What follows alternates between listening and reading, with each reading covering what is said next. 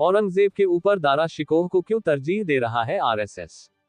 राष्ट्रीय स्वयंसेवक संघ आरएसएस ने मुगल बादशाह औरंगजेब पर विवाद को एक नया आयाम देते हुए सवाल उठाया है कि उसके भाई दारा शिकोह को आदर्श क्यों बनाया जा सकता है, जिसकी उन्होंने हत्या की थी। आरएसएस के सरकार्यवाह दत्तात्रेय होसबाले ने संगठन के इस रुख को उचित ठहराया कि औरंगजेब आज प्रासंगिक क्यों नहीं है, और दारा शिकोह की जगह औरंगजेब को दिए गए अनुचित प्रतिष्ठित दर्जे पर सवाल उठाया।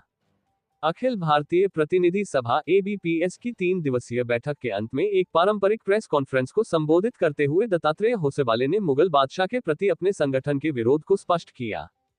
होसबाले ने सवाल उठाया, भारत में मुद्दा यह है कि क्या एक ऐसे व्यक्ति को आइकॉन आदर्श बनाया जाना चाहिए जो भारत के लोकाचार के खिलाफ यानी औरंगजेब गया, या फिर हमें उन लोगों को आइकॉन यानी दारा शिकोह बनाना चाहिए जो यहाँ पैदा हुए हैं और जो भारत की प्रकृति के साथ चले। आजादी की लड़ाई ही एकमात्र स्वतंत्रता संग्राम नहीं। दत्तात्रेय होसबाले ने कहा, जो हुआ वह यह है कि दारा शिकोह को कभी आइकॉन नहीं बनाया गया।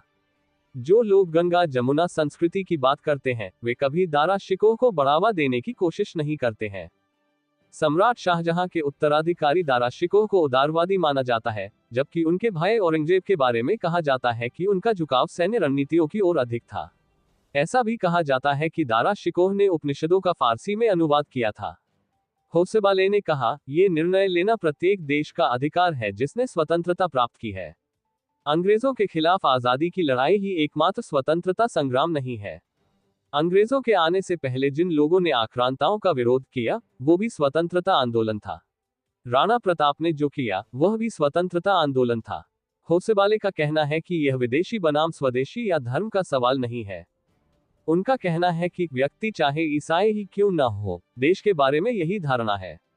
इसलिए जो लोग आक्रमणकारी मानसिकता से पीड़ित हैं वे आज भी हमारे देश के लिए खतरा हैं। उन्होंने बताया कि औरंगजेब मार्ग नाम की एक सड़क हुआ करती थी जिसे बदलकर अब्दुल कलाम रोड कर दिया गया। दारा शिकोह कौन थे? दारा शिकोह औरंगजेब के बड़े भाई थे जो अपने दादा अकबर की तरह ही विद्वान थे और शाहजहां के पसंदीदा बेटे थे। उनका झुकाव दर्शन और रहस्यवाद की ओर अधिक था। उन्हें उपनिषदों के कुछ हिस्सों का फारसी में अनुवाद करने का श्रेय दिया जाता है और उन्होंने उपनिषदों के प्रमुख हिस्सों का अनुवाद करने के लिए विशेषज्ञों की सहायता भी ली थी।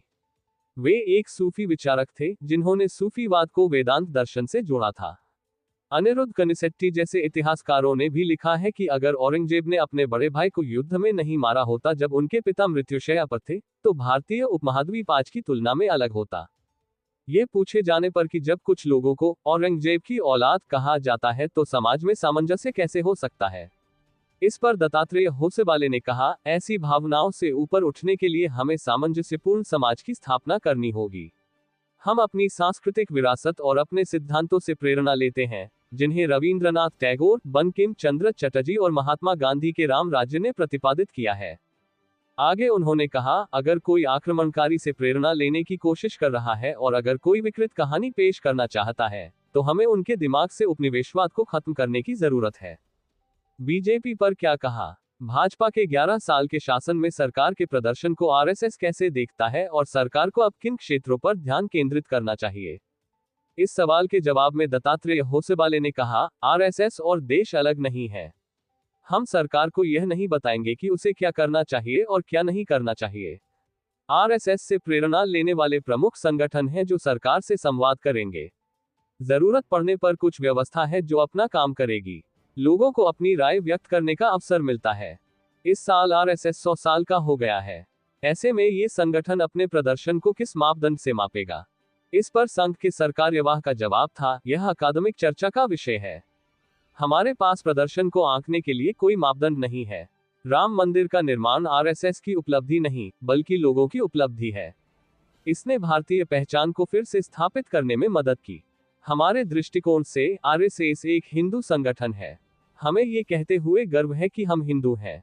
यह एक सांस्कृतिक, आध्यात्मिक और सभ्यतागत अभिव्यक्ति है। यह धर्म के बारे में नहीं है। हिंदू समाज को संगठित करना इसकी विविधता के कारण एक कठिन काम था, लेकिन ये कहना होगा कि हिंदू समाज में फिर से जागृति आ रही है। उन्होंने माना कि आंतरिक रूप से कई सुधार किए जाने की जरूरत है। वह बताते हैं, उदाहरण के लिए अस्पृश्यता और महिलाओं की समानता मानक के अनुरूप नहीं है।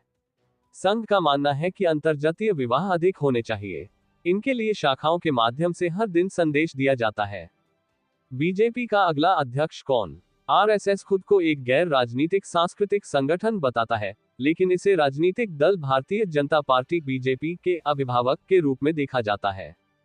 दत्तात्रेय ने स्पष्ट किया कि आरएसएस अपने साथ जुड़े संगठनों के मामलों में हस्तक्षेप नहीं करता है। उन्होंने बीजेपी के नए राष्ट्रीय अध्यक्ष के चुनाव के मसले पर कहा, यह उन्हें बीजेपी तय करना है कि अध्यक्ष या पदाधिकारी कौन होंगे। वे निर्णय लेने के लिए पर्याप्त परिपक्व हैं। मणिपुर के सवाल पर सरकार्यवाह का कहना है कि आरएसएस ने ये सलाह नहीं दी है कि मणिपुर में सरकार को क्या पहल करनी चाहिए। उनका कहना है, उन्होंने राष्ट्रपति शासन लागू कर दिया है, लोगों के हथियार ले लिए गए और राजमार्ग खोल दिए हैं। इन सब की वजह से कुछ उम्मीदें जगी हैं। हम खुश हैं क्योंकि लोगों को लगता है कि वहां सरकार है। आरएसएस ने अपने शताब्दी वर्ष को मनाने के लिए विभिन्न कार्यक्रम तैयार किए हैं, जो इस साल 2 अक्टूबर को विजयादशमी के दिन शुरू हो रहा है।